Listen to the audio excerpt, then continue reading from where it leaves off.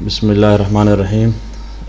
आज एक important topic की तरफ आपको लेके आना चाहता हूँ, जिसका इस्तेमाल उमूमी तौर पे लोकल एरिया नेटवर्क यानी लैन के अंदर होता है। और ये एक सेंट्रल डिवाइस होता है जिसको कहते हैं स्विच और हब। पुराने वक्तों से इसका इस्तेमाल होता चला आ रहा है। पहले वक्तों में हब इस्तेमाल होते थे, और हब जो है ऐसी डिवाइस है, बेशक वो जितने भी कंप्यूटर हैं या और नोड्स और किस्म के नोड्स हैं वो आपस में कनेक्ट करते हैं, लेकिन हब और स्विच में बहुत बड़ा फ़र्क है, फंक्शनलिटी के हवाले से भी, स्पीड के हवाले से भी। तो नॉर्मल लैन स्टैंडर्ड में हब बहुत कम इस्तेमाल हुए। एक वक्त था जिसका इस्तेमाल तो था, लेकिन वो कन्फिगरेबल नहीं होते, उसको हम जनरली पैसिव डिवाइस कहते हैं। स्विच एक्टिव डिवाइस है, उसमें थोड़ी बहुत इंटेलिजेंस भी मौजूद होती है और इसकी कॉन्फ़िगरेशन भी हो सकती है।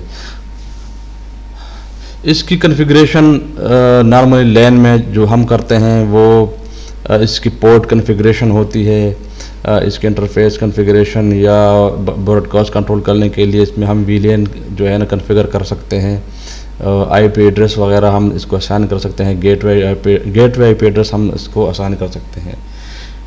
तो स्विच का जो बुनियादी मकसद है वो जितने भी लोकल एरिया नेटवर्क के अंदर कंप्यूटर हैं और स्विचेस हैं, एक्सेस पॉइंट्स हैं, प्रिंटर्स हैं या ऐसे और डिवाइसेस जो कि नेटवर्क के ऊपर वो कनेक्ट हो सकते हैं, तो उस स्विच जो बेसिक चीज़ है वो इन सब को आपस में कोलैबोरेट या उसको कनेक्ट कर सकते हैं। इनकी कॉन्फ़िगरेशन भी मुश्किल नहीं है, आसान है। तो आज इस पैकेट ट्रेसर सॉफ्टवेयर के ज़रिए मैं इसकी कॉन्फ़िगरेशन करने की कोशिश करूँगा, तो इंशाल्लाह आपके लिए बहुत आसानी होगी। सबसे पहले ये मैं बता दूं कि OSI के 7 लेयर में लेयर 2 पे स्विच काम करता है। बेसिकली स्विच मैक एड्रेस के ऊपर काम करता है, आईपी एड्रेस के ऊपर नहीं करता, मैक एड्रेस के थ्रू। तो मैक एड्रेस का जो फंक्शन है वो लेयर 2 के ऊपर है। इसको हम लेयर 2 डिवाइस भी कह सकते हैं। जितने भी एक्सेस पॉइंट या स्विचेस हैं, हब्स हैं, वो सारे लेयर 2 डिवाइसेस हैं। तो इसमें सबसे पहले तो ये कि जब भी आप कोई लैन की इंस्टॉलेशन कर लेते हैं, वायरिंग वगैरह हो जाती है और कंप्यूटर वगैरह इंस्टॉल हो जाते हैं, तो स्विच के लिए हम नॉर्मली एक जगह का इंतखाब करते हैं, जो कि उमूमी तौर पर एक ऐसी जगह पे होती है जहाँ पे सारे कंप्यूटर और सारे जो और डिवाइसेस हैं उसकी यकसा केबलों की मेजरमेंट हो। यानी इस तरह ना हो कि एक दो कंप्यूटर के लिए बहुत ही लेंथी केबल हम उसके लिए लगाएं और बाकियों के लिए नज़दीक आ जाएं। ये भी हो सकता है कि मुमकिन है कि आपके लिए कोई अच्छी प्लेसमेंट नज़र ना आए, तो आप उस केस में फिर दूर जगह पे या जो मुनासिब जगह है जहाँ पे लोगों का ज़्यादा आना जाना नहीं है, तो वहाँ पे हम स्विच इंस्टॉल कर सकते हैं। बेसिकली ये स्टार नेटवर्क में इसका इस्तेमाल होता है। स्टार नेटवर्क जितने भी हैं ये सबसे लेटेस्ट मॉडल है, और इससे पहले बस और रिंग नेटवर्क यूज़ होते थे।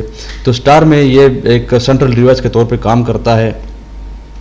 और स्विच के पोर्ट्स जो पहले आते थे, 4 पोर्ट्स का भी स्विच रहा है, 8 पोर्ट्स का भी रहा है, इसी तरह 16 पोर्ट्स और 24 पोर्ट्स और 48 पोर्ट्स, इस तरह इन पोर्ट्स की तादाद के हवाले से मुख्तलिफ़ किस्म के स्विचेस रहे हैं मार्केट में।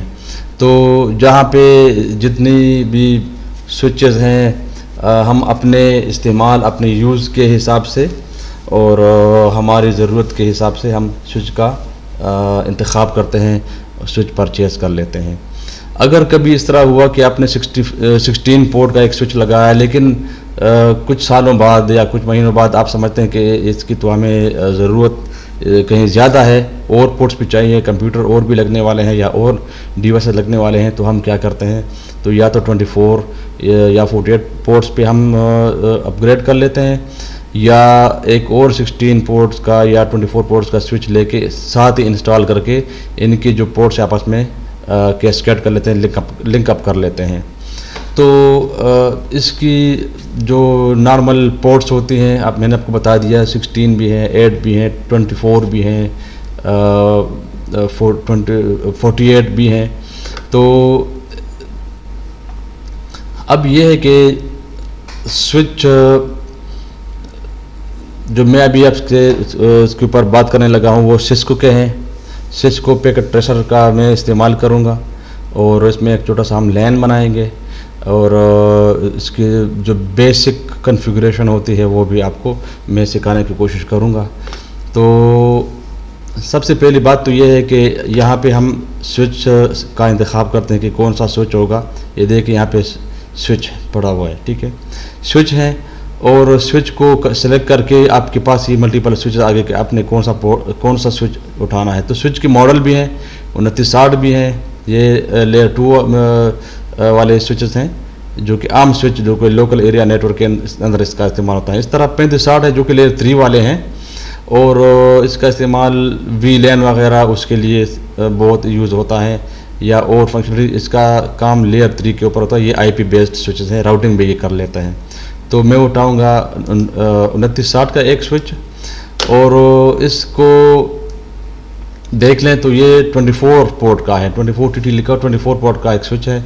इसकी जितने भी पोर्ट्स हैं आपको यहाँ पे नज़र आएंगे, फास्ट इथरनेट 0x1 0x2 वगैरह, इससे लेके 0x24 तक ये 24 पोर्ट का स्विच है। तो गीगाबिट के भी 2 पोर्ट्स हैं, फिजिकल ये पोर्ट्स हैं, और ये पोर्ट्स अगर आपने कहीं भी राउटर के साथ कनेक्ट करना है या दूसरे स्विच के साथ, तो उसकी 1 गीगाबिट पर सेकंड इसकी स्पीड होती है।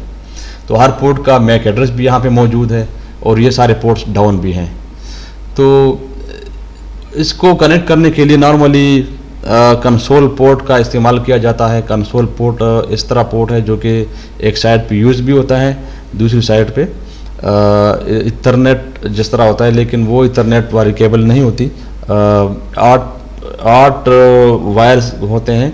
उसको बैक साइड पे अगर देख लें तो एक कंसोल पोर्ट होता है, ग्रीन कलर, उसके साथ ग्रीन साइन ग्रीन कलर्ड है वो, उसके साथ हम कनेक्ट कर लेते हैं, और उसको हम COM1 COM2 या COM3 के ज़रिए कनेक्ट कर सकते हैं कंप्यूटर में। तो यहाँ पे मैं इसको स्विच को पैकेट ट्रेसर के ज़रिए इस्तेमाल करूँगा। इसको क्लिक करेंगे तो आपके सामने ये एक स्विच आ जाता है। ये इसका फ्रंट पैनल है, ये नीचे इसका बैक पैनल है। तो आप देख लें कि ये 24 पोर्ट का एक स्विच है, और इसके 2 पोर्ट्स जो गीगा पोर्ट्स होते हैं ये हैं।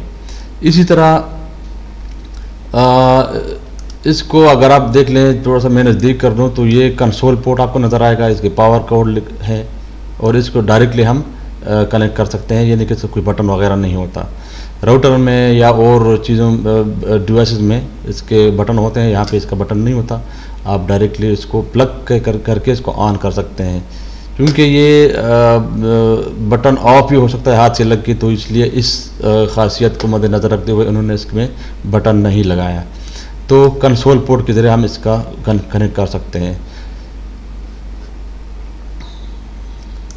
CLI में आके तो आप कंसोल के साथ कनेक्ट हो चुके हैं, तो एंटर प्रेस करके आपका जो पहला नंबर पे प्रॉम्प्ट आ जाता है वो स्विच लिखा होता है, और ये एक रेस्ट्रिक्टेड मोड में होता है स्विच। इसमें इस कॉन्फ़िगरेशन करने के लिए नॉर्मली हम पहले इनेबल में जाते हैं, जो कि एक ग्रेटर देन साइन होता है, उससे चेंज होके हैश साइन में आ जाता है। इसका मतलब ये है कि ये प्रिविलेज मोड में आ गया। और अगर इसके अंदर कॉन्फ़िगरेशन आपने करके राइट करनी है, तो उसका तरीक़ाकार ये होगा कि आपने कमांड कॉन्फ़िगर टर्मिनल लिख के, कॉन्फ़िगर टर्मिनल लिख के फिर आप देखें ये और भी चेंज हो गया, कॉन्फ़िग में आ गया। तो अब जो भी आप कॉन्फ़िगरेशन करेंगे वो इसके अंदर एप्लीकेबल होगी, और at the same time immediately वो इफ़ेक्ट कर लेगा। अच्छा, इस स्विच को हम अगर इंस्टॉल कर लें तो जितने भी केबल्स हैं सारे इसके पोर्ट्स में लग जाएंगे। इसके पोर्ट्स मिसाल के तौर पे 1 से लेके आपने 8 तक पोर्ट लगा लिए तो ये स्विच आपके यूज़ हो गए। बाकी अभी इन यूज़ नहीं है, बेशक इसको खाली रहने दें, लेकिन 8 कंप्यूटर जो है ना आपस में कम्युनिकेट कर सकते हैं। तो हम सिर्फ और सिर्फ 2 कंप्यूटर को आपस में कनेक्ट करेंगे और इसके लिए जो कन्फिग्रेशन होती है स्विच में, तो इसके लिए कोई बुनियादी कन्फिग्रेशन नहीं होती। कन्फिग्रेशन जब हम करेंगे तो वी लेंस वगैरह उनके लिए करेंगे, या स्विच को IP दे के कहीं से हमने अगर एक्सेस करना हो तो हम इसको कोई IP दे के रिमोटली एक्सेस कर सकते हैं नेटवर्क के ऊपर। तो यहाँ पे हम इस ग्लोबल कन्फिग्रेशन मोड में आ गए। तो यहाँ पे मैं अगर स्विच को रीनेम करना चाहूँ, फॉर एग्जांपल ये कोई सेल्स डिपार्टमेंट है तो सेल्स डिपार्टमेंट के नाम से इसको आप नाम दे दें। तो होस्ट नेम और आप लिख लें सेल्स, तो सेल्स के नाम से ये सेव हो गया। ठीक है, ये चेंज हो गया। यहाँ से आप एग्जिट कर सकते हैं, एग्जिट लिख के या Ctrl+Z के साथ। और यहाँ पे अगर आप WR राइट मेमोरी राइट कर सकते हैं तो राइट हो जाएगा, या सिंपल WR करेंगे तो ये राइट हो जाएगा। अब इसका जो नाम है वो सेल ही रह गया। और इसके अंदर जो भी कन्फिग्रेशन करेंगे उसको आप बाद में देखना हो तो शो रन करेंगे, तो शो रन के साथ जो है ना आपकी जितनी भी कन्फिग्रेशन हो वो आपको नज़र आएगी। ये स्विच की कन्फिग्रेशन है और ये आपको सारी की सारी यहाँ नज़र आ रही है। इसको देख लें। अब देखें, कोई कन्फिग्रेशन हुई नहीं है, बिल्कुल सिंपल है। सिर्फ ये हमने एक होस्ट नेम दिया है जिसको हमने रीनेम किया और उसका होस्ट नेम हमने सेल्स दे दिया। इसी तरह अगर हम इसको यहाँ से बंद कर दें, कोई कंप्यूटर हम लगाना चाहें तो यहाँ पे आके हमारे पास कंप्यूटर हैं, एंड डिवाइस जिसको कह सकते हैं कंप्यूटर हैं। तो कोई एक PC यहाँ पे आप रख लें और कोई दूसरा PC या कोई लैपटॉप यहाँ पे रख लें जो कि एंड डिवाइसेस हैं।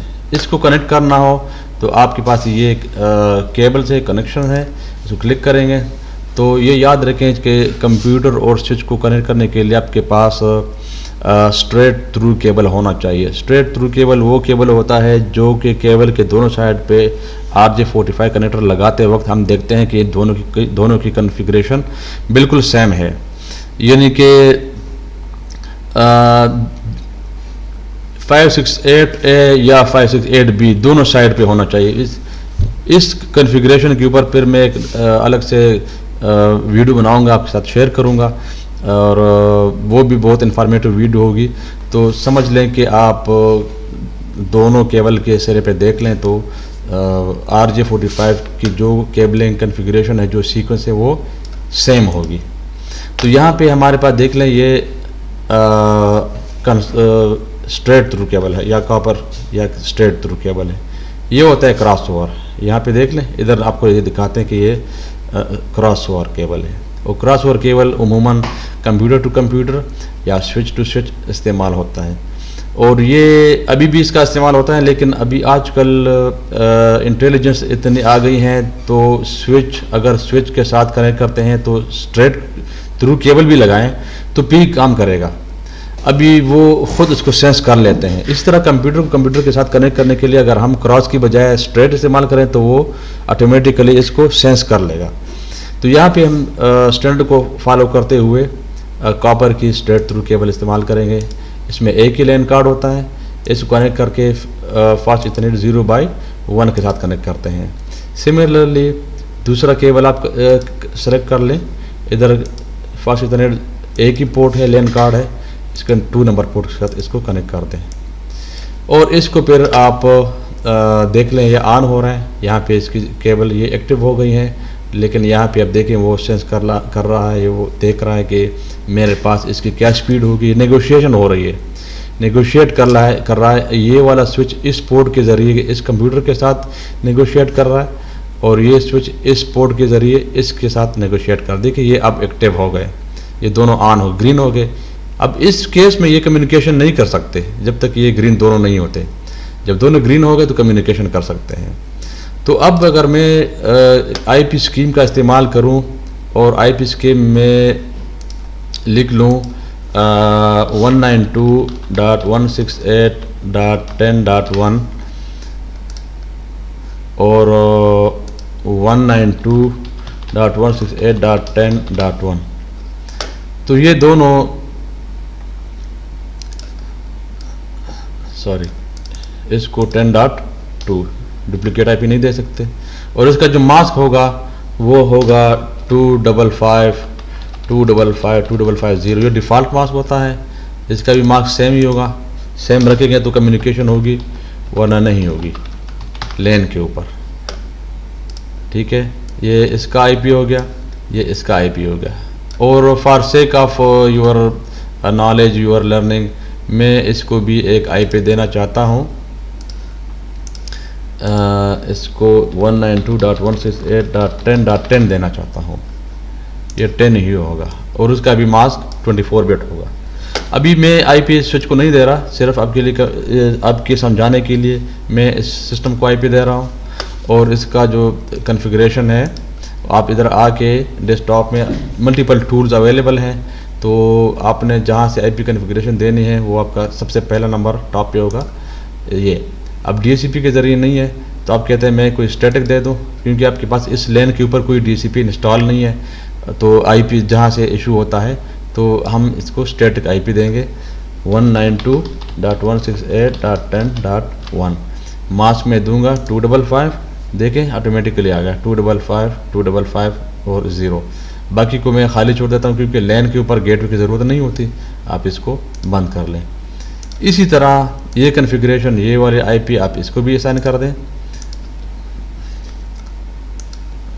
192.168.10.2। खुद ब खुद इसका मास्क है वो 24 बिट आ गया। अगर नहीं है, आपने कोई सबनेटिंग की है, कोई वीलैन चल रहा है या सबनेटिंग हुई है, तो आप इसको चेंज कर सकते हैं, क्योंकि ये डिफ़ॉल्ट है इसलिए वो लेके आ रहा है। ठीक है, ये दोनों आईपीज़ मैंने यहाँ पे दे दिए। अब इसको आप पिंग भी कर सकते हैं। यहाँ से मैं पिंग करूँगा 10.1 से 10.2 को मैं पिंग करूँगा। यहाँ आके इसके कमांड प्रॉम्प्ट पे चले जाएं और आप लिख लें पिंग 192.168.10.2, तो ये पिंग करना शुरू कर देगा। ये पिंग हो रहा है, ये इस स्विच के ज़रिए पिंग हो रहा है। ये एक बिल्कुल नॉर्मल नॉमिनल कॉन्फ़िगरेशन, बल्कि ये समझ कोई ख़ास हुई नहीं है अभी, वीलैन वगैरह या और कोई कॉन्फ़िगरेशन नहीं हुई। ठीक है, तो अब ये यहाँ से यहाँ पे पिंग हो रहा है।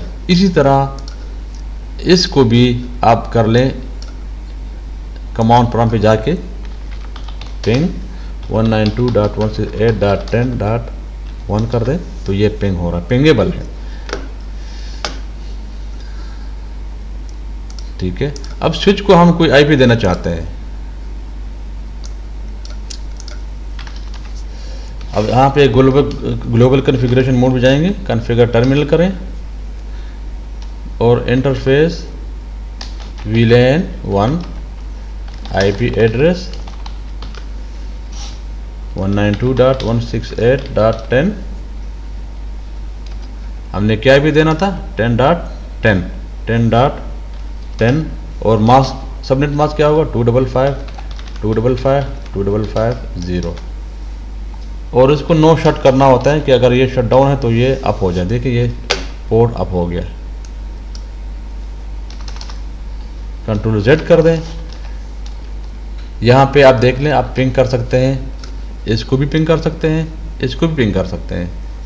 पिंग 192.168.10.1, पहला पिंग ड्रॉप होगा, बाकी करेंगे।